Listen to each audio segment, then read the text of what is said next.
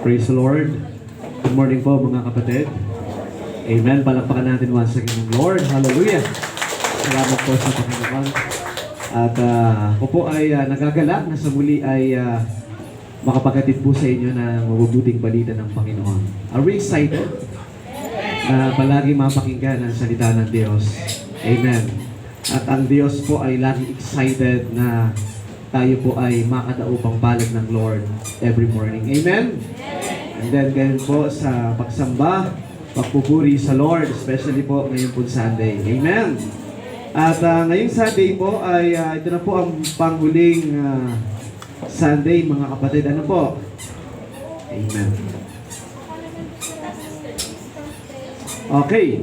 At salamat sa Lord na tayo po ay magpapatuloy sa ating pong pinapag-aralan patungkol po sa Church Active Rule as Minister of Reconciliation. Amen! Marami na po ba tayo natutunan mga kapatid? Okay. At doon po sa mga nauna na nangaral ng salita ng Diyos, mga kapatid, ay salamat sa Panginoon na patuloy po natin itong isinasagawa, mga kapatid. Dahil napapanahon po ang topic na ito, dahil alam po natin ang bansang Pilipinas ay ito po ay lubog po sa hindi magandang sitwasyon ngayon. Amen? At malaki po ang gampanin ng isang Kristiyano katulad po natin. Amen po ba mga kapatid? Kaya pakisabi sa iyong katabi na malaki ang iyong gampanin. Amen. Okay. At dahil malaki po yung ating gampanin, wag po kayong matutulog. Amen po ba mga kapatid? Amen. At susulitin po natin na mapakinggan ang salita ng Panginoon. Amen po? Amen. Okay, kung inaantok man, labanan po natin yung antok mga kapatid. Okay? Dahil ayaw ng kaaway na mapakinggan natin ang Word of God para hindi natin ito magawan po ng action. Amen? Kaya be attentive mga kapatid, ang Diyos po ay patuloy nagagawa po sa buhay po natin ngayong umaga. Amen po ba? Okay, tayo po ba ay excited na pakinggan ang salita ng Diyos? Amen. At naibigay po sa akin na topic ay ito po mga kapatid.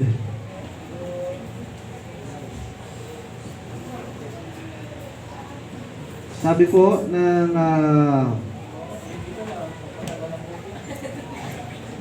ibinigay sa base po sa tema, no? It was in what ways does Christians or church active rule as a ministry of reconciliation to help to advance our nation? Sa Tagalog po, sa anong paraan ng aktibong tungkulin ng simbahan bilang ministro ng pagkakasundo ay makatulong sa pagsulong ng ating bansa. Ibig sabihin mga kapatid ng simbahang ito, ang bawat sa atin ay naglalayon na tulungan po natin ang bansang Pilipinas. Amen. Kung ang iba po ay sinisira ang estado ng bansang Pilipinas, tayo pong mga Kristiyano, tayo dapat po ang nagkakaisa para po tulungan po ang bansang Pilipinas na ito po ay sa muli ay makaahon po mga kapatid. Amen? At alam ng Lord na yung ating pong mga prayers, yung ating pong mga ginagawa, ito po ay hindi po nawawalan po ng kabuluhan. Amen po? Yung pagpapagod po natin, mga kapatid, na ipag-pray ang bansang Pilipinas during our prayer meeting. Amen po ba? Na tayo po ay nakikisa sa pananalangin na bansang Pilipinas po ay sumuli ay ayusin po ng Panginoon. Amen? At hindi po lingid po ito sa bawat sa atin, sa mga nanonood po ng news. Amen? Sa television, sa pamana platform, mga kapatid, ay nandun po, no?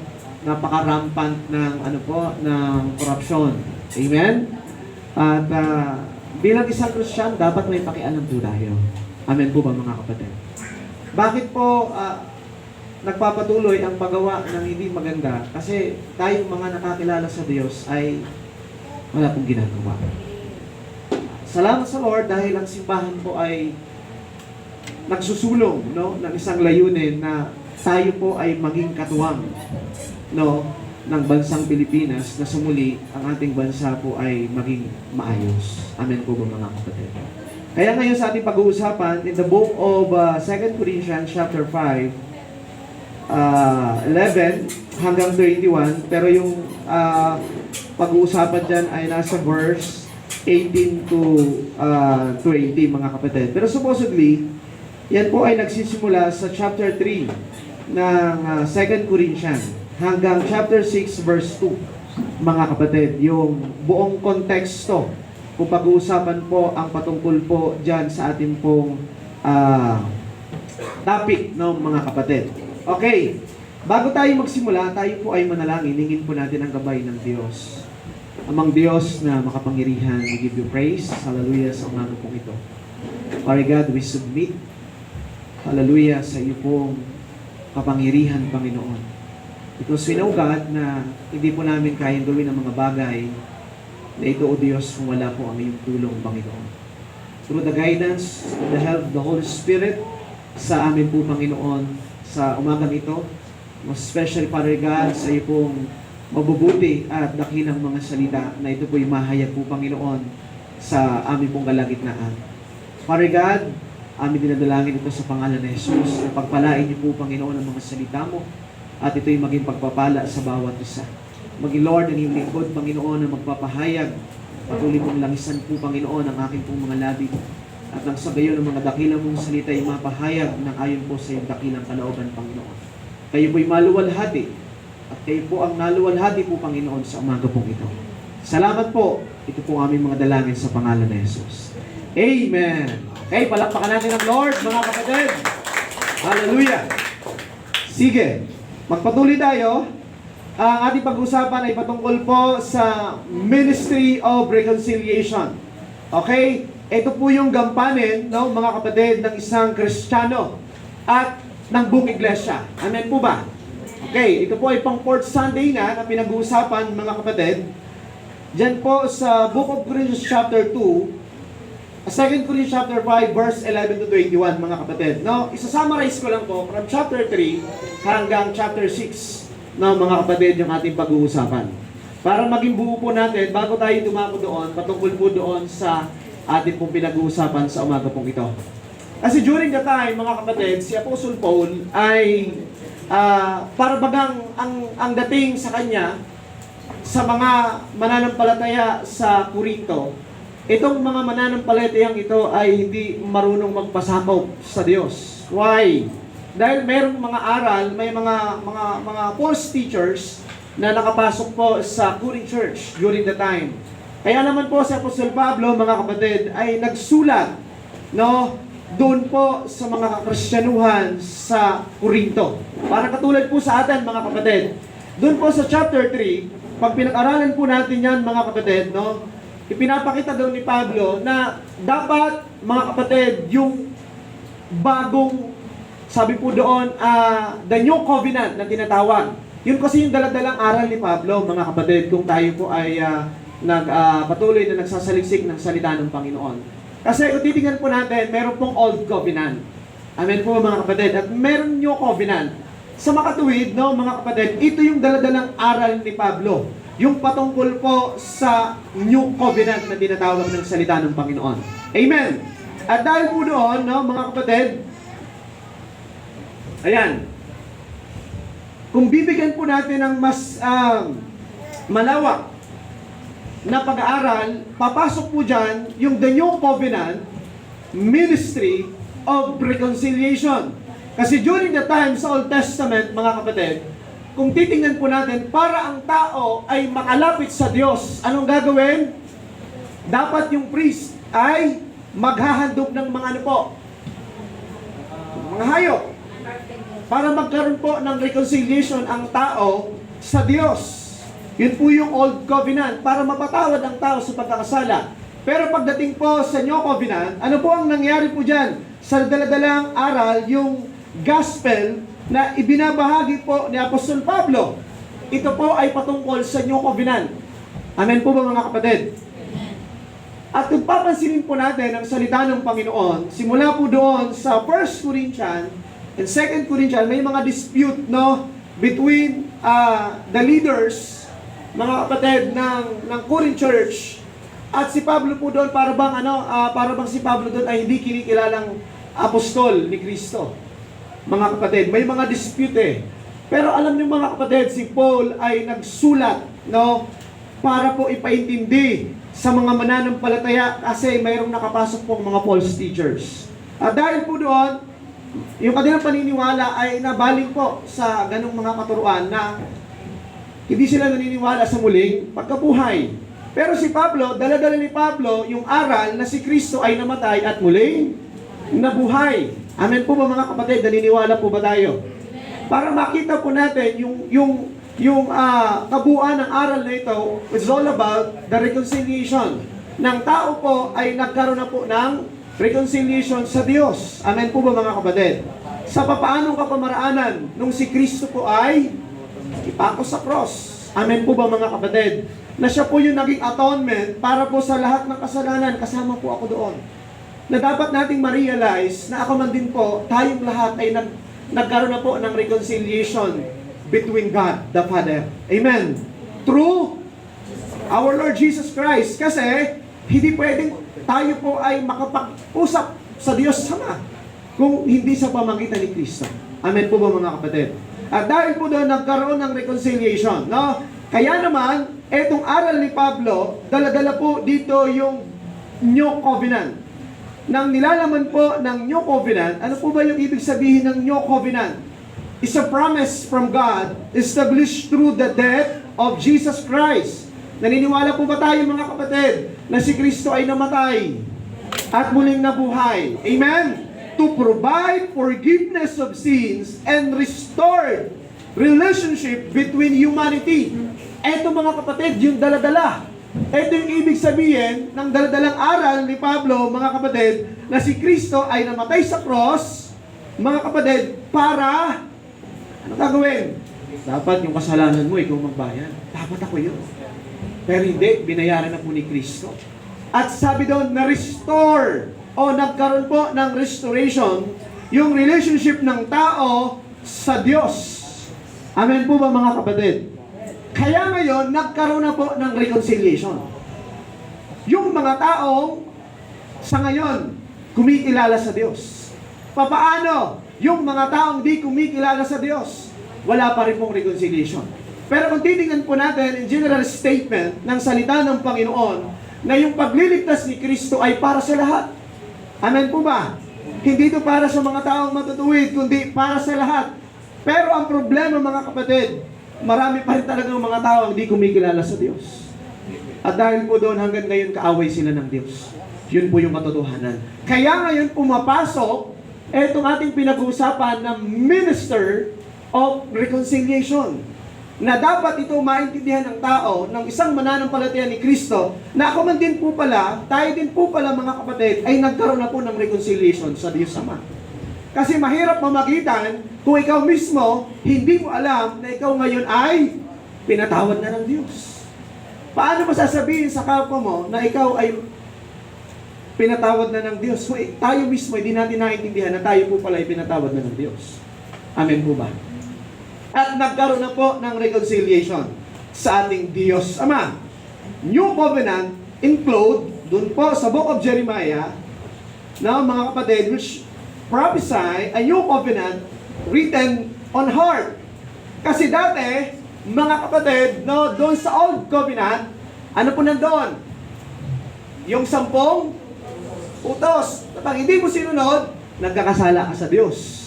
At kahit sinunod mo siyang, at di mo nagawa yung isa, di mo natupad, nagkakasala ka sa buong kautusan, mga kapatid. Pero ngayon, salamat sa Diyos. Hallelujah. Na hindi na po ito ceremonial laws na tinatawag.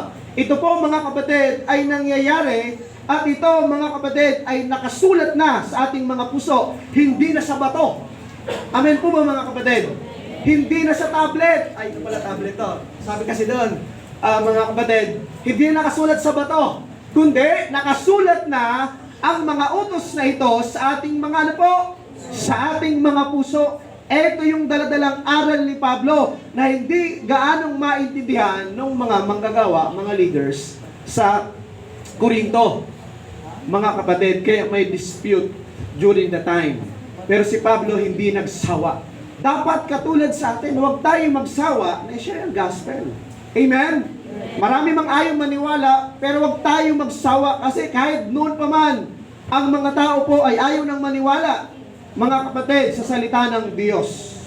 Okay, the book of Luke, chapter 22, verse 20, where Jesus states, the cup of wine is the new covenant in His blood. Amen po ba? Na pinapag-aralan po natin na yung dugo ni Kristo ang naglinis na. Kasi during the time, ang naglilinis ng kasalanan ng tao ay yung dugo ng hayop na inialay sa altar para patawarin ni Yahweh during the time in Old Testament. Kasi yun po yung lumang kasunduan, pero ngayon hindi na. Mga kapatid, yung dugo na ni Kristo. Amen po. Kaya meron na pong restoration ng tao between God. In other verses dyan po sa book of Hebrews, confirm the new covenant's establishment through Jesus, making the old obsolete. Hindi na po natin sinusunod ang lumang kautusan. Sabi po ni Pablo in the book of Romans chapter 3 verse 31, hindi namin pinapawalang bisa ang kautusan. Ngunit ito'y aming pinagtitibay. Pero, mga kapatid, kasi akala ng mga ibang nagtuturo na inabolish na ang Old Testament. Hindi po, mga kapatid. Ito ay pinagtitibay pa ngayon ng bagong tipan. Itong pinag-uusapan natin, yung Old Covenant, pinagtitibay pa ito ng bagong kasunduan ngayon. Amen po ba, mga kapatid? Ano pong dala-dala po nito, mga kapatid? Na tayo ay iniligtas na ni Kristo. Amen po ba? Sa kanyang kamatayan sa cross, hinugasan tayo, mga kapatid, ng dugo ng ating Panginoong Hesus. Amen po ba? Kayo po ba ngayon, sa umagang ito, mga kapatid, katanungan lang po, nakakasiguro na po ba tayo na tayo po ay tinubos na ni Kristo sa ating mga kasalanan? Amen. Amen. Kasi mahirap na tayo po ay magdala ng reconciliation sa mga taong hindi pa kumikilala sa Diyos. Kung tayo po mismo, we are not totally sure, completely sure, na tayo po ay pinatawad na ng ating mga kasalanan. Mahirap yun mga kapatid.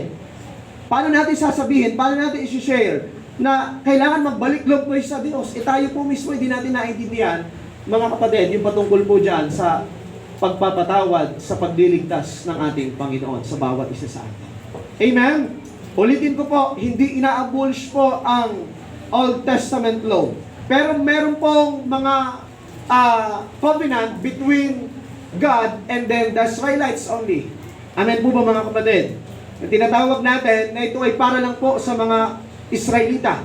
Hindi kasama tayong mga Hintil. Amen po ba, mga kapatid? Kaya pag pinag-aralan po natin ang gospel ni Paul is all about grace. Ito po ay kagandahang loob ng Diyos. Amen po ba? Kumbaga tayo po ay naligtas dahil sa kagandahang loob ng Diyos sa pamagitan ng ating pagsampalataya. Amen po ba? At dahil po doon, ikaw ngayon, ako, tayong lahat ay, sabi doon, anak na ng Diyos. Nagkaroon na po ng reconciliation.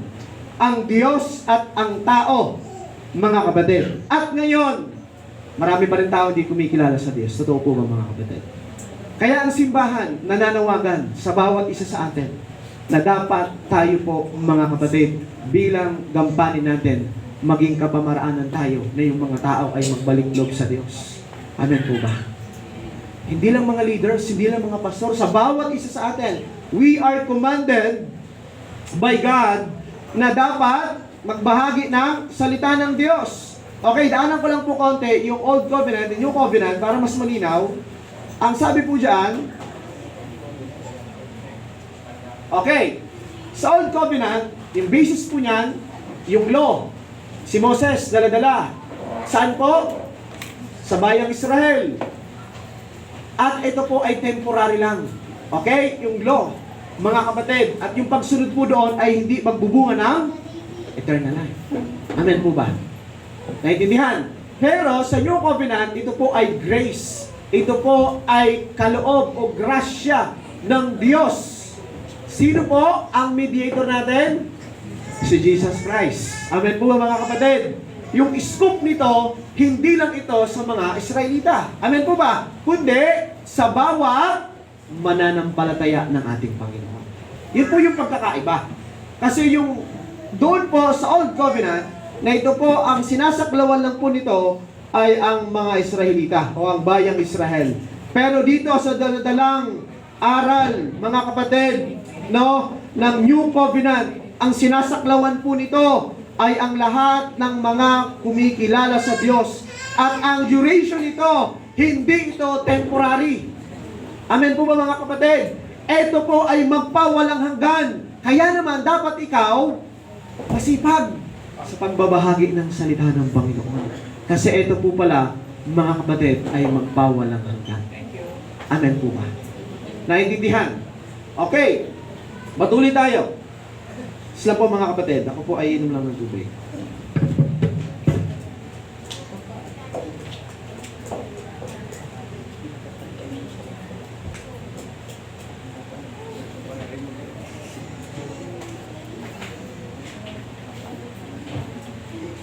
Amen. Okay, thank you Lord.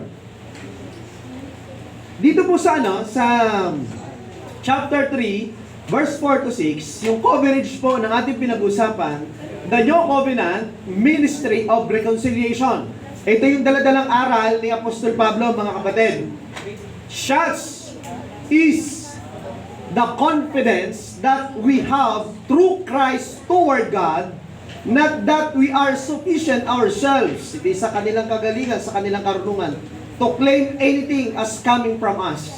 But our sufficiency is from God, who has made us sufficient to be ministers of New Covenant. Hindi ito, sabi ni Pablo dun sa mga taga-Korinto, hindi ito dahil sa amin, yung aming pagpapahayag sa inyo ng mga salita. Kasi ang tingin po ng mga taga-Korinto, kay Pablo, si Pablo po ay nangangaral sa kanyang sariling kapamaraanan. Pero sabi po ni Pablo, mga kapatid, doon sa mga anak niya, sa mga taga-Korinto, hindi ito galing sa amin. Amen? Ito ay galing sa Diyos, na si Pablo po ay binigyan ng karapatan, no, mga kapatid, na maging isang ministro ng bagong kasunduan. Amen po ba mga kapatid? At tayo man din sa umaga po ito ay binibigyan po ng ganitong kapamaraanan, no, mga kapatid, obligasyon. Not of the letter, but of the Spirit. Kasi, during the time, nakabase lang tayo saan? Sa law. Pero ngayon, mga kapatid, kaya nga sabi daw, ito'y nakasulat na sa ating mga puso. Bakit? Dahil ito sa pamagitan ng Espiritu Santo. Amen po ba mga kapatid? Mahirap magministeryo without the empowerment of the Holy Spirit. Amen po ba mga kapatid? Ano sabi po doon? Lantay. Kasi bakit? Walang kapuspusan ng Espiritu Santo. Kaya naman sabi ni Paul, but of the Spirit. Amen. Sa pamagitan po ng Espiritu ng Diyos. For the letter kills, but the Spirit gives life. Amen po ba mga kapatid? Ito yung natanggap ni Pablo, mga kapatid, nung siya'y makakilala sa Diyos. Amen po ba? Yung espiritong patay, spiritually dead, nung tayo po hindi pa kumikilala sa Panginoon, patay tayo spiritually. Amen po ba? Pero ngayon, nung makilala mo si Kristo in the book of John chapter 3, mga kapatid, verse 8, 5 hanggang verse 8, ang sino mang hindi panganak sa tubig at spirito ay hindi paghaharian ng Diyos. Amen po ba? Kaya ngayon, dapat ang tao po ay may panganak sa espiritu. Ang tinatawag doon na spiritual rebirth, no, mga kapatid. Na ipanganak tayo sa espiritu. At sabi niyan, but the Spirit gives life. Ibig sabihin, yung pagsunod po pala sa kautusan ay hindi nagbibigay ng buhay. Totoo po ba? Sabi ni Pablo, iko-condemn lang tayo ng pagsunod sa kautusan. Kaya naman, itong mga Kristiyanong ito, hindi nila masyadong maintindihan. O ano bang ibig sabihin ng itinuturo po ni Apostol Pablo sa kanila? Kaya ang tingin nila kay Pablo, ikaw ay nagmiminsahe, ikaw ay nangangaral ng sariling ilang, mga kapatid. Pero hindi. Amen po ba mga kapatid? Kaya ngayon, sa paglilingkod natin sa Diyos, kailangan natin ng Espiritu Santo. Amen po ba? Mahirap po, mahirap po mag-share ng gospel. Amen? Especially sa outside. Amen po ba mga kapatid? It's very hard to share about the good news. Pero madaling i-share ang mga bad news. Kasi kailangan po ng Espiritu Santo para magdadrive sa'yo. Why? Kasi yung Holy Spirit ang mag-empower sa atin para mag-share ng gospel sa mga tao. Therefore, yung mga tao po ay magkaroon po ng reconciliation. Saan? Sa Diyos. Dahil sila yung mga kaaway ng Diyos. Tulad sa atin, nung tayo po'y di kumikilala sa Diyos, tayo po'y mga kaaway pa ng Diyos. What is the purpose of Paul writing to the Corinth church? Paul writes so that the Corinthians will be able to respond to the false teachers who do not operate on the basis of a new covenant ministry. Ito yung response ni Paul, mga kapatid. At ngayon, para sa atin din po ito, na maintindihan po natin. Amen po ba? Na tayo po ay pinatawad na ng ating Panginoon, tayo po ay iniligtas na ng ating Panginoon si Kristo. Yung kasalanan mo, binayaran ni Kristo. Amen po ba mga kapatid? At ikaw ngayon ay nagkaroon na ng reconciliation sa Diyos Ama, sa God the Father. Amen po ba mga kapatid? Through Jesus Christ. At dito po mga kapatid, gusto ko lang po kasi i-elaborate yan para mas lang nating maintindihan. Para magkaroon ka ng wisdom. Bakit ako kailangan pumunta sa labas, i-share ang gospel, mga kapatid, dahil ako man din ay pinatawad na ng Diyos. Amen po ba? Nagkaroon na ng reconciliation ako sa Diyos sa pamagitan ni Kristo. Kaya naman ay gagawin ko rito para yung mga taong makasalanan ay makapagbalik loob sa Diyos. Amen po ba mga kapatid? Kasi si Pablo, naintindihan niya. No, mga kapatid, na siya po ay pinatawad din naman sa kanyang kasalanan. Amen po ba? Okay, hindi dahil sa kanyang mabubuting gawa, kundi ito dahil sa kanyang pagsampalataya sa ating Panginoong Diyos. Tuloy tayo. At dahil po doon, mga kapatid, nung tayo po ay magkaroon na po ng reconciliation, in verse 17, sabi po ng salita ng Panginoon, sabi ni Pablo, therefore, if anyone is in Christ, he is a new creation. The old has gone, or the old has passed away. Behold, the new has come. Kasi dati tayo po'y mga kaaway ng Diyos, makasalanan. Amen po ba mga kapatid? Namumuhay tayo sa dati nating kaugalian. Amen po ba? At dahil po mga kapatid, sa pakikiisa natin kay Kristo, kasi sabi po doon, kung hindi si Kristo nasa buhay mo, walang buhay. Pinag-uusapan natin spiritual, hindi literal. Amen po mga kapatid. Kung wala sa iyo si Kristo, wala kang buhay. Amen po mga kapatid. Tandaan po natin ito. In spiritual, views. Kung wala sa iyo si Kristo, walang buhay. Pinag-uusapan natin spiritual, hindi literal. Amen po mga kapatid, naiintindihan po ba natin?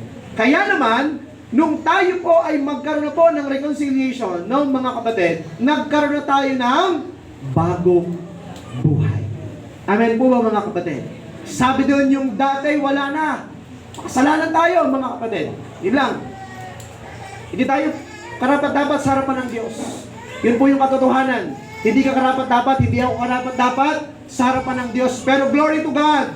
No mga kapatid, binago na tayo, pinatawad na tayo ng ating Panginoong Diyos. Hallelujah! Sa ating pong mga nagawang kasalanan. Sa makatuwid, mga kapatid, ang ibig sabihin po niyan, ang tao, a person, is in Christ. No, mga kapatid, fundamentally, completely changed. Amen? Kasi dating luma, ngayon ay bago na. Bakit? Sa pamagitan nino? Ni Kristo Jesus. Kaya ngayon, paghaharap ka sa Diyos Ama, hindi na yung kasalanan mo ang nakikita. Sino ba ang nakikita? Si Jesus na. Kaya ngayon, ang tingin sa iyo ng Lord, blameless ka na, ay ng Diyos Ama. blameless na tayo. Sinless na tayo. Bakit? Ang nakikita paghaharap ka sa Diyos, pag mananalangin ka sa Panginoon, hindi na ikaw, kundi si Kristo na. Amen po ba mga kapatid? Kaya nga sabi doon, the old has gone and the new has come. Nagkaroon na po ng pagbabago. Dahil una, kaaway tayo ng Diyos. Ngayon, tayo po'y mga anak na ng Diyos. Amen po ba? Nagkaroon na po ng kakumpletuhan ng pagbabago, no, mga kapatid. Amen po ba? Na dati makasalanan, ngayon ayan na po. May narinig akong anong quote niya. Dati makasalanan, ngayon ay binago na ng Diyos. Amen po ba mga kapatid? Okay. Patuloy tayo. Introduction pa lang tayo mga kapatid. At dahil po doon, nagkaroon po ng new creation, pinag-uusapan po natin. Okay. Doon na tayo sa ating pinag-uusapan mga kapatid, sa ating pong tema. Ang lahat ng ito'y gawa ng Diyos. Yung pagbabago sa iyo, yung pagiging new creation, ito'y gawa ng Diyos. Sinusundan ko lang po yung verse 11 hanggang dyan sa mga sumusunod na bersikulo. Dito po sa verse 18, no mga kapatid, ang lahat ng ito'y gawa ng Diyos. Amen po ba? Na nagpanumbalik sa atin sa Kanya sa pamagitan nino? Ni Kristo. Hindi ito gawa nung sino pa man. Ito'y gawa ng Diyos. Ibig sabihin mga kapatid, ang tao hindi makakalapit sa Diyos kung hindi sa pamagitan nino? Ni Kristo. Kaya ngayon, ano ang isi-share mo? Si Kristo. Amen po ba mga kapatid? Nang sa gayon yung tao, wala pa sa Diyos ay makapanumbalik sa Diyos sa pamagitan nino? Ni Kristo. Wala pong iba mga kapatid na gospel. Amen? About salvation, walang iba kundi si Kristo na namatay sa cross. Amen po ba mga kapatid? At inilibing at makalipas ang 3 araw, siya po ay muling nabuhay. Yun po yung gospel mga kapatid. Amen po ba?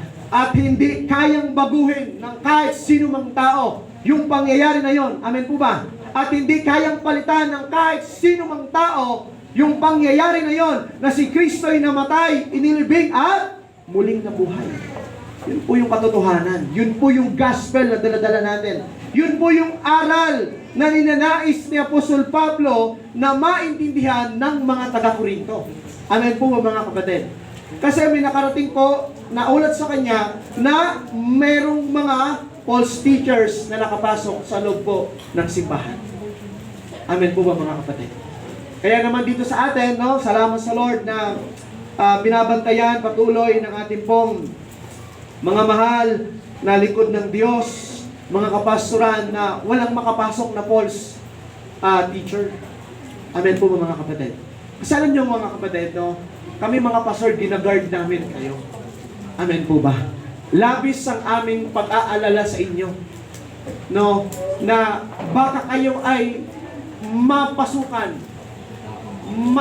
malagyan ng mga aral na mali. Amen po ba? Kaya si Pablo, grabe yung kanyang pagsisikap na yung mga taga-Korinto, mga kapatid, ay maisaayos yung kanilang paniniwala. Yung kanilang pagkakilala sa aral, mga kapatid, na ito po ay walang iba kundi ang aral patungkol po sa muling pagkabuhay ng ating Panginoong Jesucristo. Kasi sila, hindi na sila naniniwala na meron pang muling pagkabuhay. Na iba yung kanilang pananaw, mga kapatid. Balikan natin ito. Ito po'y gawa ng Diyos, no? Na nagpanumbalik sa atin sa pamamagitan ni Kristo. Ibig sabihin, no, mga kapatid, pag wala talaga si Kristo, mahirapan ang taong magbalik loob sa Diyos. Amen po ba? Amen. Kaya yun ang ating gampanin, na ipakilala sino? Si Kristo. Amen po ba mga kapatid? Tuloy tayo. At sa ngayon, no, tayo po ngayon ay tinatawag ng ambassador for Christ. Amen. Tapos na yung trabaho ni Kristo Amen po ba mga kapatid? Kasi bakit nasa na si Kristo? Okay, nasa langit na po. In the book of Acts, chapter 1, verse 7 to 8, na siya po'y umakit na sa langit ng mga kapatid. At nang sa ngayon naman, tayo po, sabi doon kay Pablo, na siya po'y binigyan ng karapatan na maging ministro ng pagkakasundo. Itong about the reconciliation. At tayo naman ngayon, no? Ito po ay inihatid ni Pablo sa mga taga-Corinto at maging sa atin na tayo po ngayon ay mga ambassador for Christ. Amen po ba mga kapatid? Amen. Ibig sabihin, pag ambassador ka, di ba sa ibang bansa, pag may problema ang isang Pilipino, saan pupunta? Halimbawa, sa Kuwait, sa mga magulong lugar, sa Saudi, no? Saan po sila pumupunta? Pag may problema? Sa ambassador.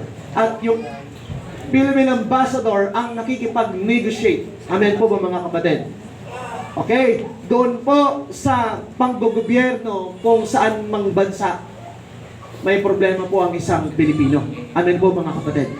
Ibig sabihin, siya yung nagiging kapamaraanan para halimbawa kung may nagawa man na hindi maganda, yung isang lokal sa isang OFW, sabihin natin ay Pilipino, ito pong ambassador ang negotiate.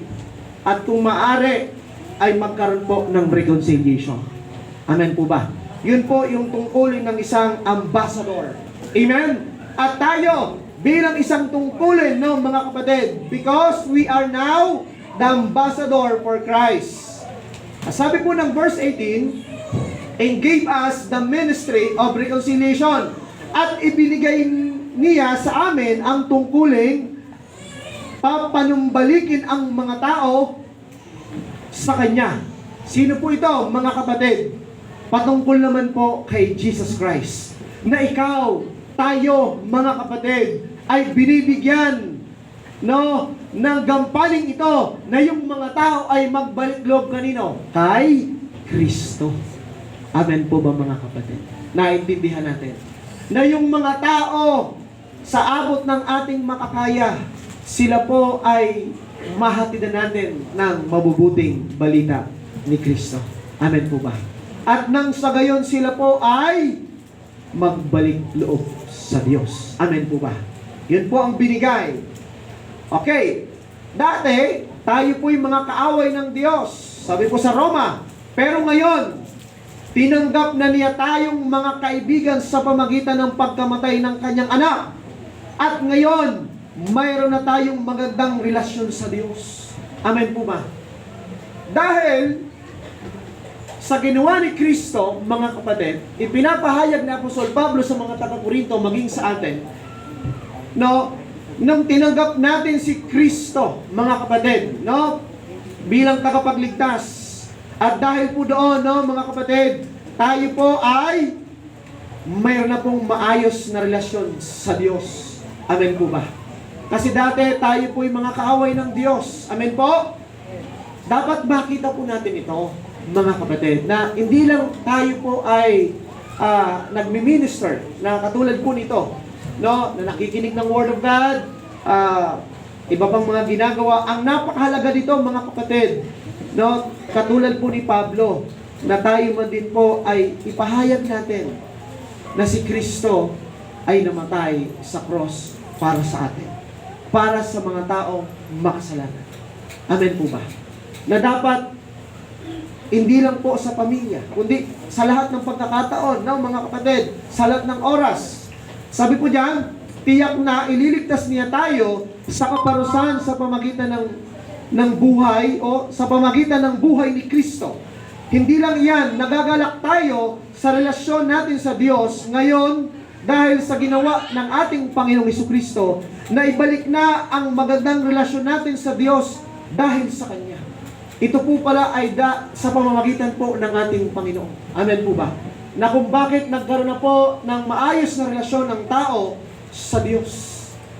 At mga kapatid, no, kung titingnan niyo po ang kapaligiran, mga tao, no, ang nais ko pong ibabatid, maawa po tayo. Amen po ba? Kung mayroong tayong katulad ng puso ni Kristo. Amen po mga kapatid. Na makikita po natin na At ang mga tao ito ay nakakaawa naman. Na baka dumating ang Lord anytime. Kasi darating talaga ang Lord. Pero hindi natin alam. Ano kaya mangyayari sa sabihin ng mga tao ito na hindi pa nakakilala sa ating Panginoon Kristo? Ano kaya sasabihin nila, mga kapatid? Di ba, marami nangyayari sa bansang Pilipinas, may mga lindol, may mga pagbaha, ano pa man, mga kapatid, na anytime pwede mangyari sa lugar po natin. Ano kaya yung aking dapat gawin? Hindi ba nagsisink sa ating mga kaisipan? Na ako kaya mananatiling ganito lang, na nakikinig lang ng Word of God, pumunta ng church, gagawin ito. Mananatili lang po ba tayo sa ganong mga sitwasyon, mga kapatid? Nasabi ng salita ng Lord, malapit nang dumating po ang Panginoon. Tayo po ay nasa end times na. Yung mga nangyari po ngayon, yan po ang mga palatandaan na si Kristo po ay malapit nang bumalik. Amen po, mga kapatid. Pero ang tanong, ano ba yung ating mga ginagawa? Ito po ba ay, tayo po kaya ay, mga kapatid, nakikiisa sa layunin po ng simbahan na tayo po ay maging isang ministeryo o ministro ng pagkakasundo? Nag-share po ba tayo ng Word of God? Mga kapatid, ginagawa pa rin po ba natin ito? Ano po ba yung mga kapamaraanan natin? Amen po ba? Alam niyo mga kapatid, yung paghahayo o pagbabahagi ng salita ng Lord, hindi na kailangan na utusan pa tayo ng church. Hindi na kailangan na utusan pa ng pastor. Amen po ba? Kasi bakit? Gampanin mo natin ito. Can you say amen? Hindi ito kailangan na, ganito punta ka doon. Itong gawin mo. Hindi na kahit tayo mag-isa, pwede kang mag-share ng salita ng Diyos. Amen po ba mga kapatid? Amen? Hindi na kailangan na i-push ka pa. Hindi na kailangan magalit pa yung pastor. Hindi na kailangan magalit pa yung lingkod ng Diyos para lang ikaw ay sumunod. Hindi na. Amen po mga kapatid. Dapat magkaroon po ng inisyatibo sa bawat isang Kristiyano. Amen. At ito nga ang aming ibinabalita. Ano po ang daladalang balita ni Pablo sa mga taga-Korinto at sa iba pang mga simbahan po na nasasakupan po ng Apostol Pablo? Walang iba kundi ang good news. Bakit po natatakot tayo? Why we are afraid na i-share po ang good news? Ba't tayo natatakot, mga kapatid? Bakit tayo nag-aagam-agam na magsalita, mga kapatid, patungkol po sa kabutihan ng Diyos? Amen po ba? Bakit ayaw natin sabihin po yung good news? Bakit ayaw natin na ipangalandakan yung kabutihan ng Diyos? Amen po ba? Kasi dito sa loob ng church, lahat po na napapakinggan natin dito ay patungkol po lahat sa kabutihan ng Diyos. Napapakinggan po natin. Pero paano po yung mga tao sa labas? Ano po yung napapakinggan nila? Puro kasinungalingan. Amen po ba mga kapatid? Hindi katotohanan. Kaya naman, sino po yung magdadala ng katotohanan sa kanila? Alam nga naman po yung taong di kumikilala sa Diyos. Sino po ang magdadala ng katotohanan ng mabubuting balita sa kanila? Tayo po yun, mga kapatid. Amen? Para naman yung mga tao ito na walang pagkakilala sa Diyos ay magkaroon po ng pagkakilala at sila man din po ay makatanggap ng kaligtasan. Magkaroon po ng reconciliation. Amen? The gospel of salvation, itong good news, by grace through faith alone. Okay. Yung kaligtasan, mga kapatid, ito po ay dahil sa biyaya. Habag nino? Habag ng Diyos. Amen po mga kapatid. At tayo po ay naligtas sa pamagitan ng ating pagsampalataya. Yun po yung dala-dala, no, mga kapatid, ng aral ni Pablo. Tayo po ay naligtas sa pamagitan po ng habag ng Diyos. At dahil sa iyong pananampalataya alone. Amen po ba mga kapatid?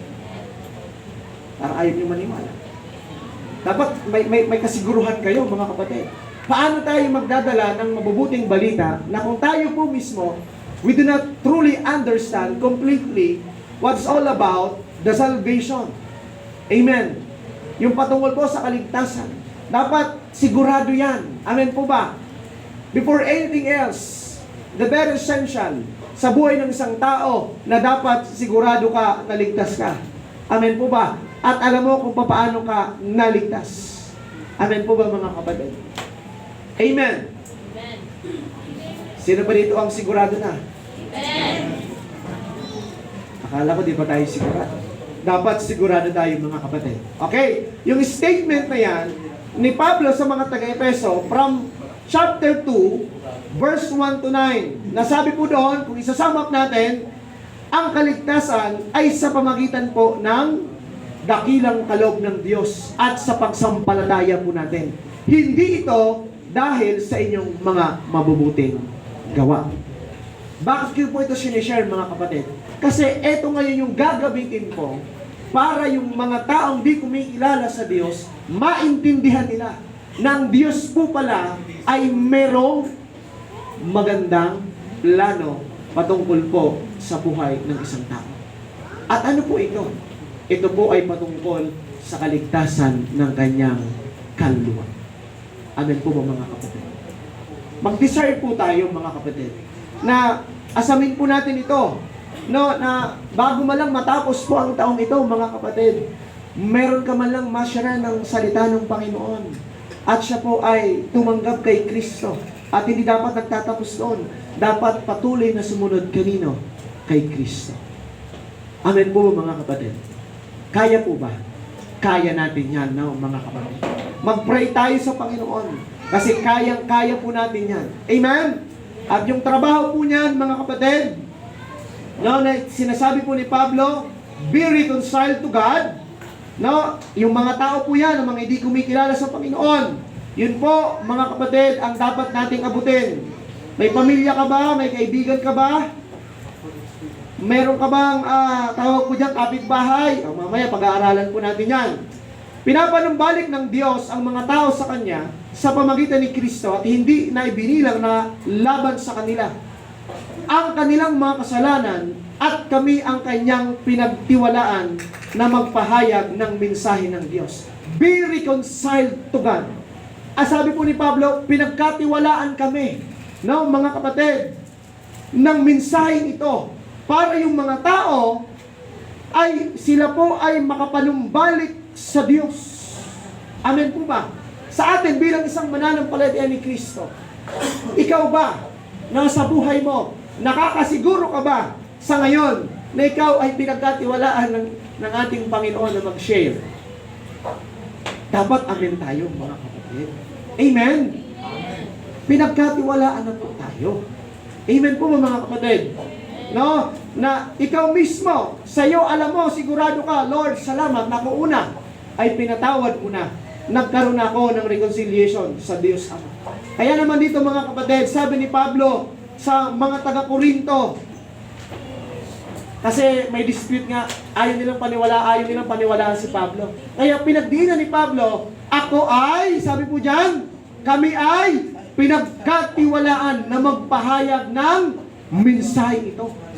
No, direktang sinabi ni Pablo sa mga taga-Korinto, sa mga believers, na sila po ay pinagkatiwalaan ng mga pahayag na ito o magpahayag ng mensahe ni Kristo. Amen po ba mga kapatid? Dapat tayo mismo, ikaw mismo sa sarili mo, alam mo na ikaw din ay ano po? Pinagkatiwalaan ni Kristo. Amen po ba? Kasi mahirap na magawa po ito na rule natin, no, ng isang simbahan, ng isang mananampalataya, kung ikaw mismo hindi mo sigurado na ikaw ay binigyan o pinagkatiwalaan na magpahayag ng salita ni Kristo. Pastor, paano? Ito na pinapag-aralan natin mga kapatid, na dapat matutunan po natin. Unang-una, ikaw ay pinatawad na ni Kristo. Amen po ba? Pinatawad na ng Diyos sa pamagitan ni Kristo, rather. Amen po mga kapatid. Na ikaw mismo natanggap mo na yung kapatawaran, no, mga kapatid, na ikaw mismo ay hindi nakaaway na ng Diyos, kundi ikaw ay anak na ng Diyos. Dapat mabatid po natin yan. Okay, tuloy tayo. Sa verse 20, kaya nga, mga sugo kami ni Kristo at sa pamagitan namin, nakikiusap ang Diyos Sabi po diyan, sa inyo na manumbalik kayo sa Kanya. Ulit-ulit na sinasabi.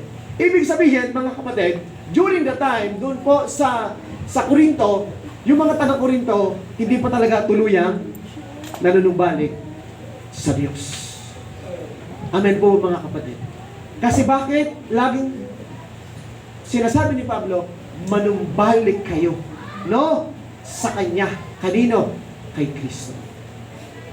Ibig sabihin sa atin, mga kapatid, ito po ang katotohanan. Pag di natin lubusang naintindihan, yung patungkol po dito sa salita ng Panginoon sa ating pinag-uusapan, tayo din po mismo, mahihirapan tayo na sabihin, no, na ako ay pinatawad na ni Kristo. Mahirap yun, mga kapatid. At ako ngayon ay niligtas na ni Kristo. Dapat ikaw mismo magkaroon po ng 100% na assurance na alam mo na pinatawad ka na ni Kristo. Amen po, mga kapatid. Niligtas ka na ni Kristo. At nang sa gayon, ikaw naman po sa paglilingkod natin sa Panginoon ay maging kaparte, no, ng tinatawag po natin na minister na ministro ng pagkakasunod. Amen po ba, mga kapatid? Ang isang ambassador sa ibang bansa ng Pilipino o Philippine ambassador, hindi yan isesend doon kung wala siyang alam na batas ng Pilipinas. At the same time, hindi niya rin alam yung batas ng bansa kung nasaan siya itinilaga bilang Philippine ambassador. Ayok na makuha niyo kung ibig ko sabihin. Mahirapan tayo. Amen po ba? Mahirapan ako kung hindi ko alam yung salita ng Diyos. Hindi ko alam o wala tayong karunungan sa batas ng Diyos. Mahihirapan kang, ano po? I-send. Mahirapan kang mag-share kung hindi mo alam ang batas ng Diyos. Kaya ngayon, mga kapatid, sa umaga po ito, pinapaintindi sa atin ng Panginoon. Now, through His Word, na dapat malaman mo, ikaw mismo, ano ba ang nais ng Diyos? Ano ba ang batas ng Diyos? Amen po ba? Kasi mahirap po mag-share ng gospel. Amen po ba, mga kapatid? Okay? Hindi madali. Kasi kami po, marami na po experience namin, mga kapatid, sa ganung mga sitwasyon. Nung habang kami nangangaral sa kalsada, no, mga kapatid, maraming makikipag-ano sa iyo makikipag-diskusyon. Amen po ba? About sa pinapangaral natin, about kaligtasan, about Jesus Christ. Hindi madali, mga kapatid, na i-defend, no, ang katotohanan kung hindi natin alam kung ano po ang katotohanan. Amen po ba, mga kapatid? Kaya mahirapan tayo na maging kapamaraanan nito na tinatawag na maging ministro ng pagkakasundo. Mahihirapan talaga tayo. Amen po ba? Anong gagawin po natin? Patuloy tayong mag-decide. Amen po?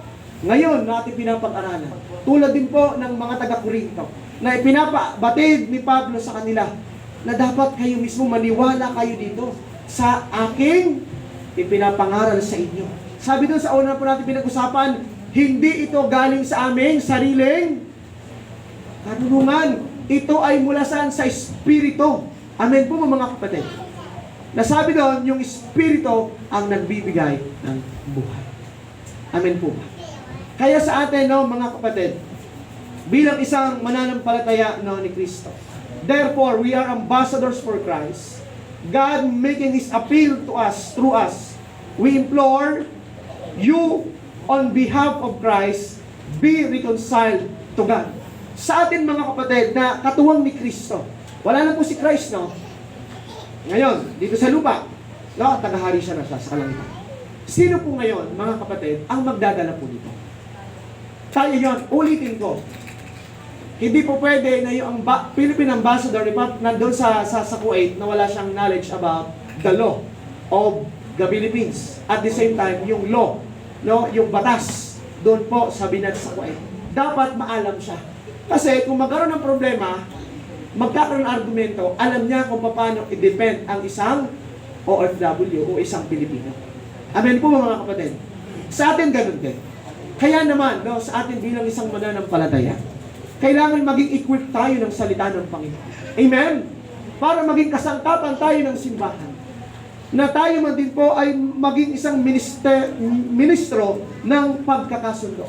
Amen po ba? Kaya mahirap, di ba sabi ko sa inyo, paano ba na masishare natin ng gospel? Paano ba natin aabutin yung mga taong ito na kung tayo po mismo ay kulang sa karunungan? Naiintindihan po ba natin mga kapatid? Kaya naman, bilang isang mananampalataya ng ating Panginoon, i-desire pa natin. No? Kaya kung bakit tayo po ay natatakot na mag-share ng gospel, na ipahayag yung dakilaan ng Diyos sa crowd. Ang crowd po kasi iba-ibang klase ng tao niyan. Kasi kulang tayo sa karunungan. Amen po ba? Ngayon, tinuturuan tayo ng salita ng Panginoon. Okay, tuloy tayo. Sabi po sa tema, in what ways does church active rule as a ministry of reconciliation help to advance our nation? Napakalaki ng scope ng ano po nito, ng trabaho nito. Kasi buong bansa po mga kapatid. Hindi po ito madali. Amen po ba mga kapatid? Na abutin natin ang buong bansang Pilipinas. Hindi po madali ito. Totoo po ba mga kapatid? Hindi ito madali. No, kasi marami na po ang mga lingkod ng Diyos na ito po ay ginagawa, pero hindi madali. Pero bigyan ko po kayo ng karunungan. Saan po natin sisimulan? No, mga kapatid. Ito po ay isang panawagan ni Pablo. No, sa bawat katuwang sa gawain ng Diyos, in chapter 6, verse 1, no, sabi po diyan, ito po isang panawagan no, sa mga katuwang katulad po natin. Una sa mga Kristiyano sa Corinto, at maging sa buong simbahan ng kakristyanuhan sa ngayon. Hindi lang ito para sa atin, kundi sa lahat ng mga Kristyanuhan sa bansang Pilipinas. Sabi niya, bilang mga katuwang sa gawain ng Diyos, nakikiusap kami sa inyo na huwag ninyong baliwalain ang biyaya ng Diyos na inyong natanggap. Ano po itong grasya? Ano po itong biyaya na natanggap po natin mula sa Diyos? Are we, mga kapatid, ginagampanan pa po ba natin? O binabaliwala po natin yung grasyang ito na natanggap natin mula sa Diyos? Pinapahalagahan mo pa ba yung grasya na yan, yung grace na yan, na natanggap mo o biyaya na natanggap mo mula sa Diyos? Pinapahalagahan pa po ba natin?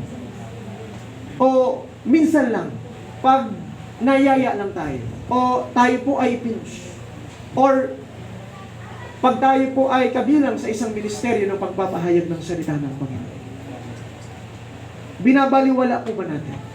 Alam niyo mga kapatid, itong grasya ito, hindi ito biro yung pinuhunan po ng Diyos dito. Amen po ba? Ano po ang pinuhunan ng Diyos dito sa layman's term? Anak niya. Amen po ba? Anak niya po yung binigay niya. Amen? Kung titingnan po natin, grabe. Kaya naman sa atin, no, sabi ni Pablo, huwag po nating babaliwalain itong biyaya na ito ng Diyos na natanggap ng bawat isa sa atin. Amen po ba mga kapatid? Baka nakalimutan na natin na grabe po yung price po nito. Amen? Amen po ba? Matindi po mga kapatid. Si Christ po ang ibinigay ng Diyos Ama para tayo po ay magkaroon ng reconciliation sa Kanya. Pinabalagahan pa po ba natin mga kapatid? O minsan binabaliwala natin ito. Ngayong umaga mga kapatid, ang pinag-usapan po natin, sabi po doon sa buong bansa, in all nation, paano po maging maayos po, maging matatag, maging mayabong, maging malago ang bansang Pilipinas. Sabi natin napakalaki. Hindi madali mga kapatid. Ngayong umaga, ang aking pakiusap po sa inyo mga kapatid, pwede po bang gawin muna natin ito sa ating pong pamilya? Yung pagbabahagi ng patungkol po dyan sa reconciliation. Pwede po ba natin unahin muna natin ang ating pamilya? Pakibaba Ate Ryan. Sino po dito ang mayroong sariling pamilya? Taas ang kamay. Lahat meron. Okay? Bago natin abutin yung napakalalayo, no, mga kapatid, be mindful, no? Magkaroon tayo ng wisdom. Kung saan tayo nagpupunta, kung saan tayo naghahayo ng salita ng Panginoon. Pero yung sarili natin na pamilya, hindi natin mabahaginan ng salita ng Diyos. I'm not against sa mga kapastoran, sa mga lingkod ng Diyos, na lalayo ng pinagpupuntahan para magministeryo. But how about their own family? Nagawa na ba nilang puntahan ng lahat ng membro ng kanyang pamilya, kamag-anak, para abutin ang salita ng Panginoon? Hindi ako against, no? Pero kung maaari, baka pwede yung pamilya muna natin. Amen po ba? Unahin muna natin yung pamilya natin. Na yung pamilya natin ay magkaroon po ng reconciliation sa ating Panginoon. Amen po ba mga kapatid? Mahalaga po ba yung pamilya? Sobrang mahalaga po ito. Sabi nga po doon, sa paglilingkod sa Diyos, Diyos muna, pamilya, at ministry. Amen po ba mga kapatid? Unahin po muna natin yung pamilya natin. Kung mahal mo yung pamilya mo, di-sharean mo na ng salita ng Panginoon. Amen? Huwag na natin palayuin pa. Kasi minsan nagpaplano tayo ng mga malalayo pa. Mahirap yun eh. Yung malapit nga, hirap na gawin. Paano pa yung mga malalayo? Gagastos ka pa. Mag-ano ka pa ng maraming time. Yung pamilya nandyan na eh. Can you say amen? Huwag na tayong lumayo, mga kapatid.